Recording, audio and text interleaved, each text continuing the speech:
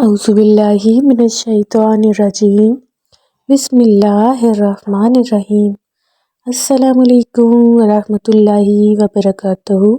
پیارے ناظرین، سامعین محترم، پاکستان سے باہر جتنے بھی میرے فالوورز، سبسکرائبر یا جو بھی نیو اس میں شامل ہو رہے ہیں، ان سب کو ویلکم استغفار آفیشیل چینل۔ آپ سب کی محبتوں کا، آپ سب کی عنایتوں کا، آپ سب کے میسیجز کا جو آپ کمنٹس باکس میں کرتے ہیں، بے حد شکریہ۔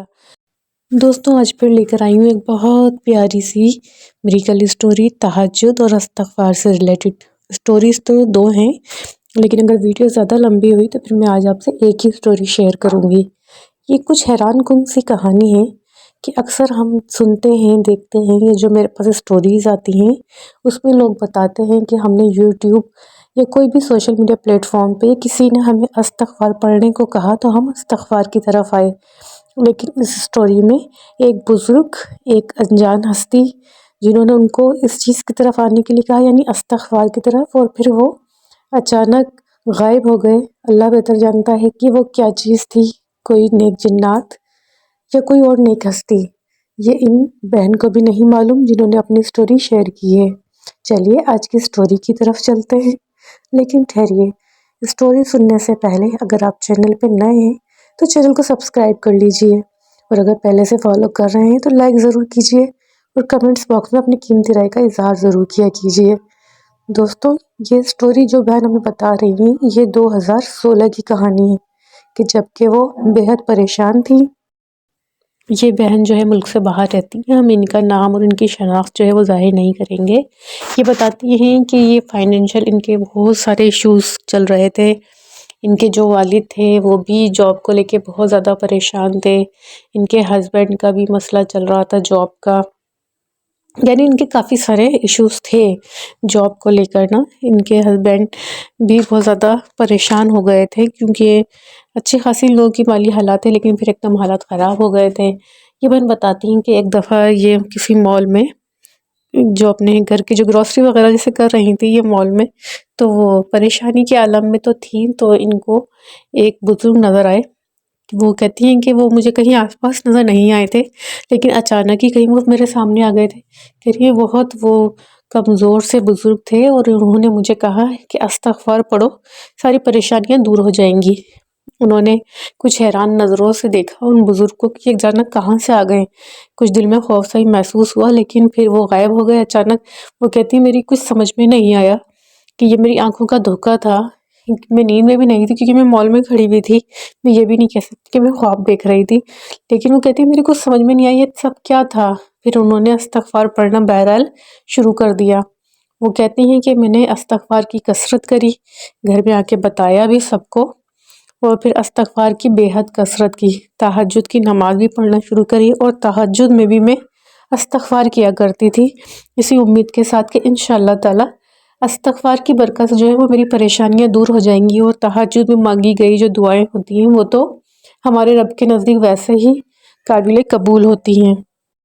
اور پھر وہ بتاتی ہیں کہ بالآخر استغفار اور تہجد کے معجزات زندگی میں ہونا شروع ہوئے۔ 1 مہینہ لگاتار استغفار اور تہجد پڑھتے ہوئے گزر گیا، اور پھر ان کے والد کو جس جستجو میں تھے، وہ جو آمدنی کا ذریعہ تلاش کرنا چاہ رہے تھے، الحمدللہ ان کی والد کے لیے وہ آمدنی کا ذریعہ بھی کھلا، ان کی مالی حالات میں بہتری بھی آئی۔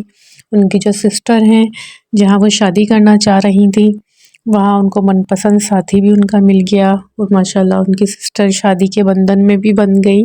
اور پھر ان کے ہسبینڈ جہاں اپنی من پسند جاب کے لیے جو بے حد پریشان تھے، یعنی اپنی کوالیفیکیشن کے حساب سے جس کمپنی میں وہ نوکری کرنا چاہتے تھے 2 سال سے، جس کے لیے وہ خوار ہو رہے تھے، ان کے ہسبینڈ کی بے پناہ خواہش تھی کہ اس کمپنی میں وہ جاب کریں، ان کا خواب تھا۔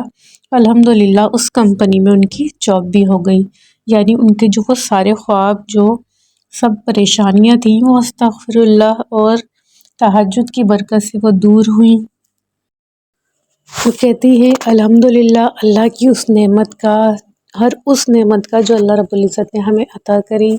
اگر آپ لوگ بھی کسی پریشانی میں مبتلا ہیں اور اس کا کوئی حل نظر نہیں آ رہا تو تہجد میں استغفار پڑھیے، کثرت سے پڑھیے، انشاءاللہ تہجد اور استغفار کی برکت سے آپ کی زندگی میں بھی ضرور معجزات ہوں گے، اور جس کام کے لیے آپ جدوجہد کر رہے ہیں اس میں ضرور کامیاب ہوں گے انشاءاللہ تعالی۔ آمین ثم آمین۔ دوستوں آپ بھی ایک دفعہ آمین کہہ دیجئے۔ دوستوں آج کی دوسری میریکل اسٹوری، یہ اسٹوری بھی ہماری تہجد سے ریلیٹڈ ہے۔ یہ اسٹوری جو ہے وہ ہمارے ایک بھائی نے شیئر کی ہے۔ وہ بتاتے ہیں کہ ان کے جو والد صاحب ہیں ان کو شوگر تھی، اور آپ جانتے ہیں کہ شوگر کے جو پیشنٹ ہوتے ہیں ان کو کتنی احتیاط کی ضرورت ہوتی ہے۔ ان کی باڈی میں کسی بھی طرح کا کوئی زخم نہیں ہونا چاہیے، کیونکہ پھر اس کو ہیل ہونے میں کافی ٹائم لگتا ہے، اور شوگر کے مریض جو ہوتے ہیں ان کو اپنے انگوٹھے کا بھی بہت خیال رکھنا پڑتا ہے، کیونکہ سب سے زیادہ جو افیکٹڈ ہوتے ہیں ان کے وہ پیر کے انگوٹھے ہوتے ہیں۔ وہ بتاتے ہیں ان کے جو والد صاحب ہیں ان کے پیر کے انگوٹھے میں ایک زخم ہو گیا، جس کی وجہ سے وہ بے حد اذیت میں تھے، اور ڈاکٹرز نے یہ فیصلہ کیا تھا کہ یہ انفیکشن جو ہے وہ آگے پھیلتا ہی چلا جا رہا ہے، اس وجہ سے ان کا جو انگوٹھا ہے وہ کاٹ دیا جائے گا، ورنہ یہ جو ان کا انفیکشن ہے وہ گھٹنے تک پھیل گیا تو پھر ان کی ٹانگ جو ہے وہ کاٹنی پڑ جائے گی۔ یہ بہت اذیت ناک فیصلہ تھا۔ آپ جانتے ہیں کہ اس کو سننے کے بعد کیا حالت ہوئی ہوگی ان کے بیٹے کی۔ وہ بتاتے ہیں تو مجھے ایسا لگ رہا تھا کہ میرے چاروں طرف جیسے دھماکے سے ہو رہے ہیں کہ کس طریقے سے میرے والد کے جسم کا ایک حصہ کاٹ دیا جائے گا۔ میں بے حد پریشان تھا۔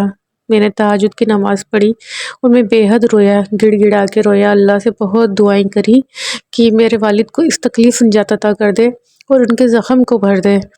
وہ کہتے ہیں کہ کچھ زخم بھرنا بھی شروع ہوا، میں بے حد خوش تھا کہ شکر ہے زخم جو ہے وہ دوبارہ بھرنا شروع ہو گیا، لیکن وہ کہتے ہیں کہ تھوڑا صحیح ہونے کے بعد اس میں دوبارہ انفیکشن ہو گیا۔ میں بے حد پریشانی میں آ گیا۔